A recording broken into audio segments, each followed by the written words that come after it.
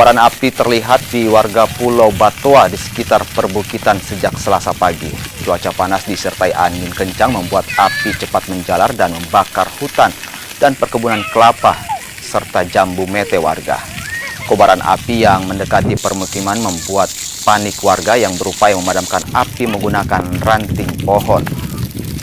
Tidak kurang dari 15 hektar lahan perkebunan milik warga dilalap si jago merah.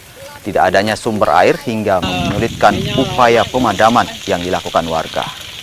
Kebakaran diduga dipicu dari pembersihan sampah dengan cara dibakar dari salah satu kebun milik warga. Ini Pak, meluas sampai dari mana ini? Sampai ke mana? Dari Lendan sampai ke timur. Ini dekat dari pemukiman warga ini Pak, rumah? Iya, dekat. Jadi upaya pemadaman apa dilakukan? Dilakukan daun kelapa sama Apa? Begitu. Ini belum padam Pak ya? belum padam. Penyebabnya ini dan berapa luas kira-kira ini terbakar?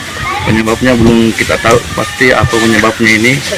Kalau luasnya kurang lebih 15 hektar lokasi yang terbakar, lokasi warga ini. Infonya ini meluas ke dusun sebelah Pak atau bagaimana? Lokasi sebelah ini, dusun sebelah Kapejang yang sudah menyeberang ke sana. Kita upayakan secara anu saja ini, secara manual, bukan tidak ada kesini kekurangan air juga di sini.